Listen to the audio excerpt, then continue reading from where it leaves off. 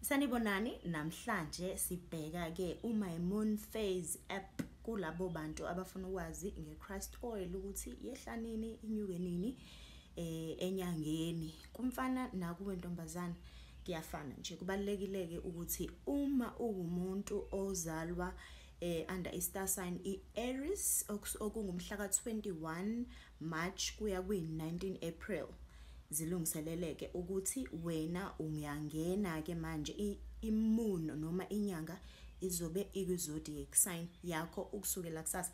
Ngiyenza namhlanje nje ukukhombisa ukuthi ngoba kuwumhla ka-15 October sise ku-Pisces, kahle kahle inyanga iyaphuma kwi-zodiac sign i-Pisces. Sizongena ke ngomhla ka-16 okusukela kusasa. Kusho ukuthi wena namhlanje uyadetoxa, uyalungiselela ukuthi i-Christ oil yakho ingamosheki phela. Kusasa ke njengoba kuzobe kuyi-16 zika October, i-zodiac sign ilapha ya kwi-Aries, okusho ukuthi wena mangabe i-star sign sakho kuyi-Aries, uyazazi ke ukuthi kulezi insuku ezintathu awuzibandakanye kwezocansi, awuzithokozisi ngawedwana, okusho ukuthi awulumoshi lolu ketshezi lakho lolu okuyilona phela ozothi uma uligcina lezi insuku nje ezintathu luzokwehla luye lapha njengoba wafa wabethela emnqamlezweni ngomthengo omhla wesithathu wabuye wavuka ekufeni waya ezulwini. In your head, ezulwini la, not ezulwini le esibhakabhakeni, yila okuya khona ke lo ozobehlile ahlala insuku ezintathu kwi-sacrum bone yakho la egcineni komgogodla wakho, la okufanele ukuthi wena kuqondanise ne-sacral chakra yakho, lapho izitho zakho zangasesekela ukukhiqizeka khona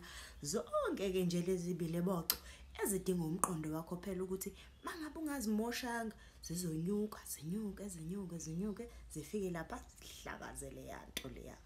Kube engazuthi manje wena usobona ngenye indlela, kube ngathi uthathe inqumezi ezishintshile empilweni, engazuthi yonke into nje yakho iyashintsha ngoba phela wena ngithi usuyawazi manje umsebenzi walamafutha akuwo ongakazi uzutshelwe ngawo. Lawo kuthiwa wena nayi condom ayikho inkinga, ayikhali, bekumosha bekubulala, nawe awubuzi lutho uthi hayi uhulumeni uyasithanda thina.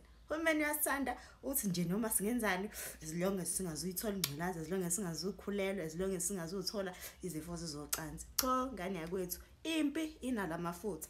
Zazi ke wena mawuzalwa uyi-Aries, okusho ukuthi yi-16 17 mhla ka-18 sekungena i-zodiac sign elandelayo. Ngizozama ukuthi ngimane ngibakhumbuza abantu ke, kodwa wena uma uzazi ukuthi i-star sign sakho yi-Aries, zilungiselele ukuthi kulo 3 days uziphatha kahle, awucasuki, umoya wakho nje uyakontrola ama-emotions wakho, imizwa yakho uyayikontrola, ngoba ngalesi sikhathi isona sikhathi lesi okuzodingeka ukuthi lamafutha uwanyuse. Zikhona nezinto ke ne-meditation, ikhona ivideo engingayenza ngaphambilini ekhona ku-YouTube ezobe ichazela ukuthi wena wenza kanjani ukuthi lamafutha akho anyuke.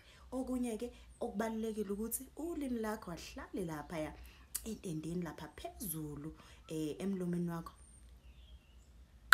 engazuthi uncela ulimi, uzobe kuyinto nje ozoyijwayeza yona leyo. Ngesikhathi wenza kanjalo amafutha ayanyuka. Okunye ke futhi ungakwenza, wonke lama-muscle athensayo, asithi mhlambe ngabe uye toilet, ngabe mhlambe usuzofika kuvuthonda, baniyazi ukuthi lama-muscle ala kwi-abdominal area la ngasesiswini ngasezansi, engazuthi nje uyaminca, engazuthi uyakhanula. Ngesikhathi wenza kanjalo uyawanyusa ke, kodwa ke awuzuminca ukhanule kuphela. Ngesikhathi wenzele kanjalo uyaphefumula deep breaths nge-intention noma ngenhloso yokunyusa lamafutha.